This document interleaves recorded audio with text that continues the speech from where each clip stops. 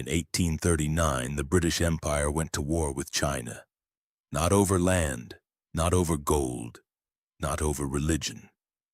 They went to war over a drink that today costs less than $3 at your local grocery store, tea. It sounds ridiculous, but for centuries, tea was not just a beverage. It was money. It was power. It was addiction. It was empire. Millions of people died because nations refused to give up their tea. Entire economies rose and collapsed because of a leaf that grows on a small evergreen shrub. The British Empire smuggled drugs into China to pay for tea.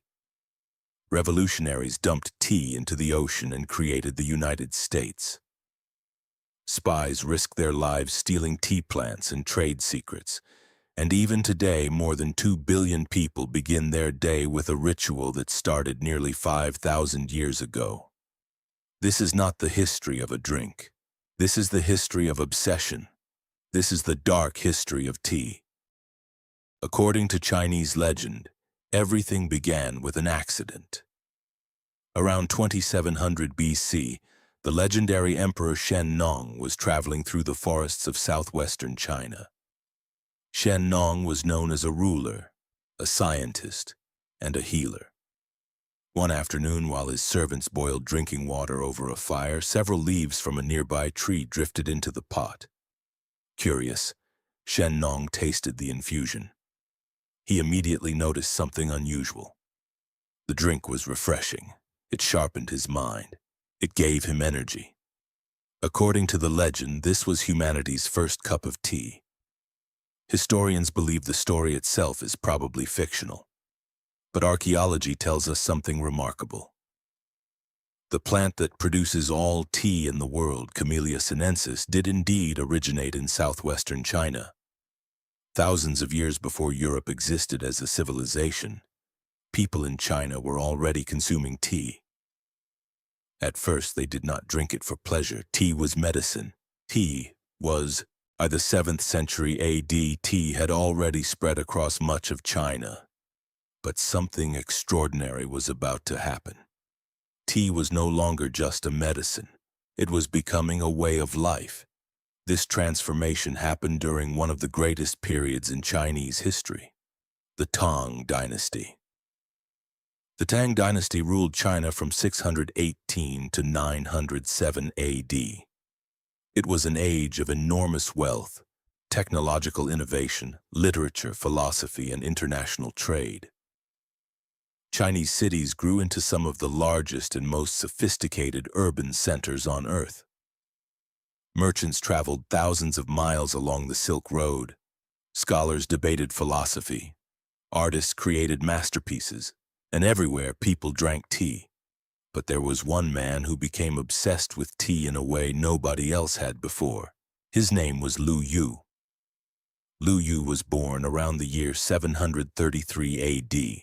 He was orphaned as a child and raised by Buddhist monks. Inside the monasteries, tea was more than a beverage. It was part of daily life. Monks drank tea to remain awake during long meditation sessions. They believed tea brought clarity, discipline, and spiritual focus. Young Lu Yu became fascinated, not simply with drinking tea, but with understanding it.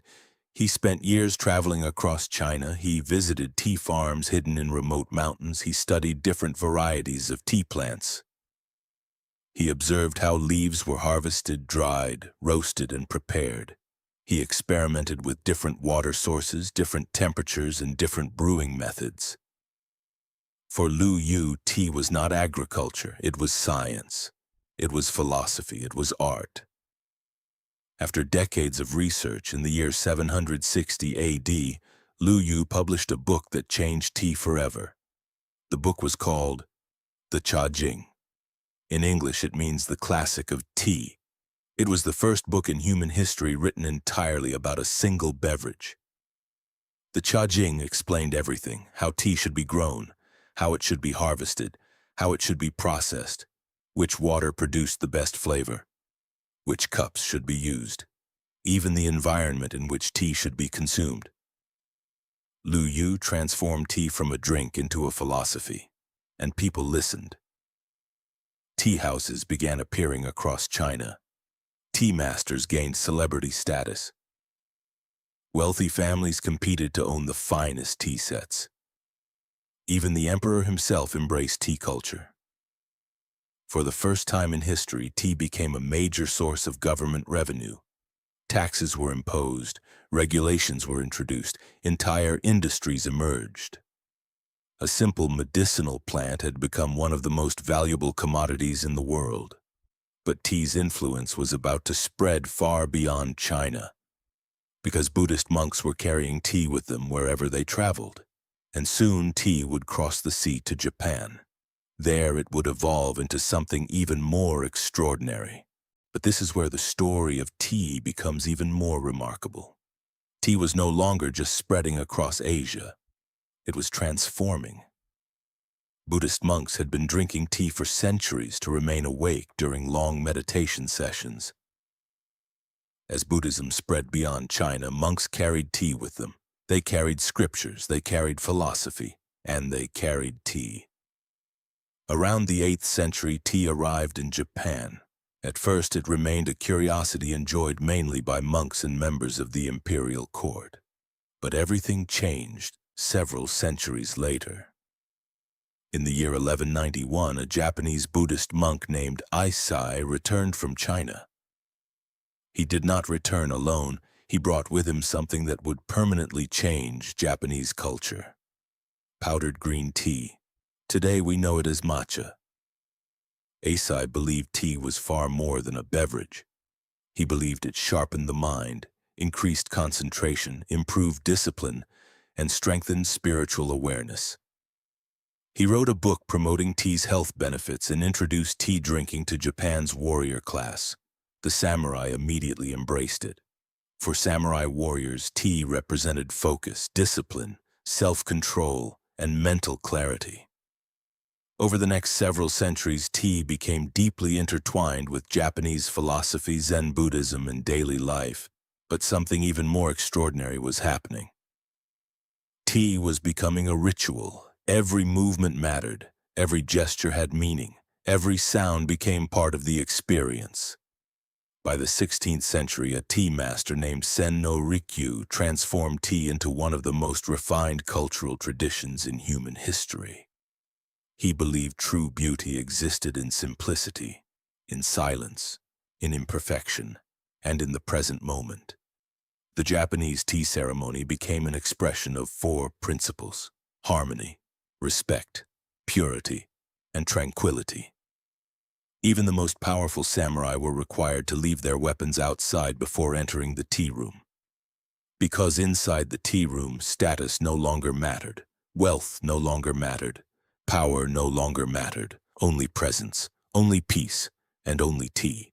While Japan transformed tea into an art form, something very different was happening in the West.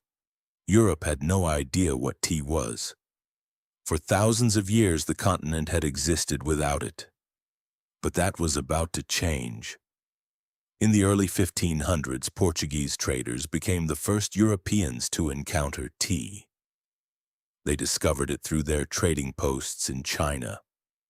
At first, Europeans viewed tea as a strange and exotic curiosity. Few people believed it would ever become important. They were wrong. By the early 1600s, Dutch merchants began importing tea into Europe. Ships loaded with tea leaves sailed from Asia to Amsterdam. Tea quickly became a luxury product. Only the wealthiest Europeans could afford it. Drinking tea became a symbol of status.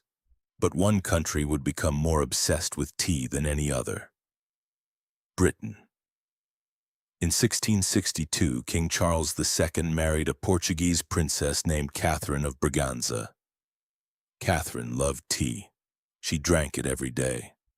And when she arrived in England, she brought her tea-drinking habits with her. Suddenly, tea became fashionable. If the Queen drank tea, everyone wanted to drink tea. Within a few decades, tea transformed from an exotic foreign product into Britain's national drink.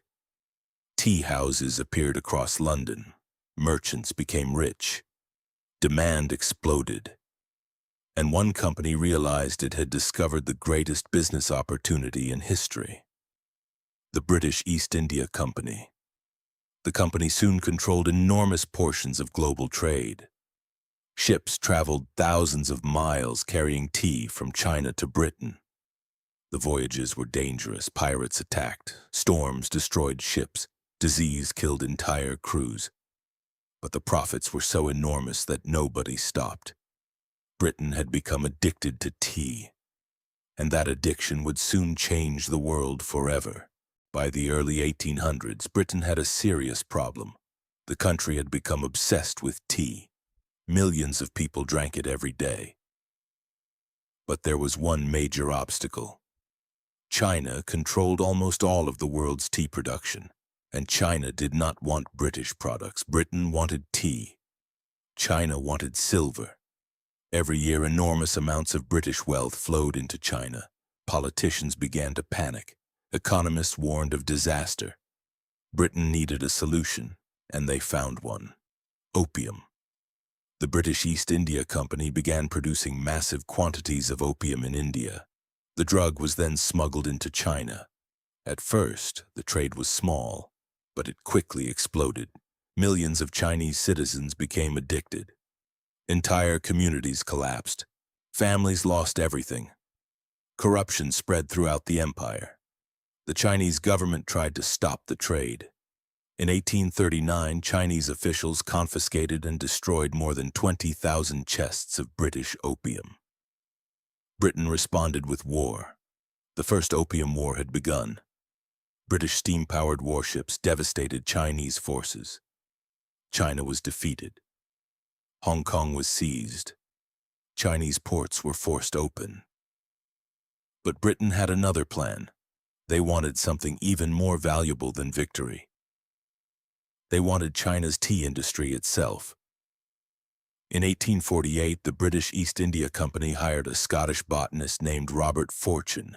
His mission was simple: infiltrate China, steal the tea plants, steal the production secrets, and break China's monopoly forever.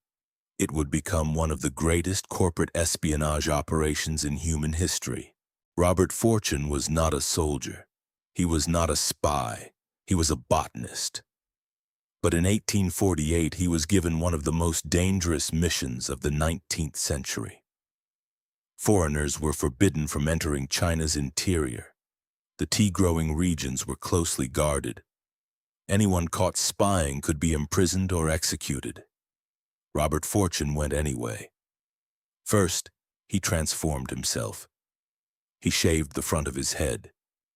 He grew a long braided queue. He dressed in traditional Chinese clothing. He traveled with Chinese assistants. To everyone he met, he appeared to be a Chinese official from a distant province. The disguise worked. Fortune traveled thousands of miles through regions that no European had ever seen. He visited secret tea plantations hidden in the mountains of Fujian. He entered tea factories. He watched workers process tea. He carefully documented every step: how the leaves were harvested, how they were dried, how they were rolled, how they were oxidized. China had spent centuries perfecting these techniques. Robert Fortune stole them all. But he wasn't finished. He collected more than 20,000 tea plants and thousands of tea seeds. Then he faced an even greater challenge: getting them out of China alive. To protect the plants during the long journey, Fortune used a revolutionary invention called the Wardian case. These sealed glass containers created miniature ecosystems. They allowed plants to survive months at sea. Against all odds, the operation succeeded. The tea plants arrived safely in British India. China's monopoly had been broken. The global tea industry would never be the same again. But Robert Fortune's mission changed far more than the tea industry. It changed the balance of global power. Within a few decades, British tea plantations in India and Ceylon were producing enormous amounts of tea. China's centuries-old monopoly had collapsed. Tea became cheaper than ever before. Millions of ordinary people could finally afford it. But tea had already changed history in another way. In the American colonies, tea had become the most popular drink. British politicians saw an opportunity. In 1773, Parliament passed the Tea Act. The law gave the British East India Company extraordinary control over tea sales in America. The colonists were furious. They believed Britain was taxing them without representation. On the night of December 16, 1773, a group of American colonists boarded British ships in Boston Harbor. They carried axes, they wore disguises, and they threw 342 chests of tea into the sea. History would remember this event as the Boston Tea Party. It became one of the sparks that ignited the American Revolution. In a very real way, tea helped create the United States. During the Industrial Revolution, tea transformed society once again. Workers drank tea to stay awake during long factory shifts. Some historians believe tea helped power the Industrial Revolution itself. By the late 19th century, tea had become one of the most important commodities on Earth. Today, more than 2 billion people drink tea every day. Tea is grown in over 50 countries. The global tea industry generates hundreds of billions of dollars every year, and every cup of tea still connects us to a story that began thousands of years ago. A story of emperors, monks, samurai, empires, wars, spies, revolutions, and one small leaf that changed the world forever.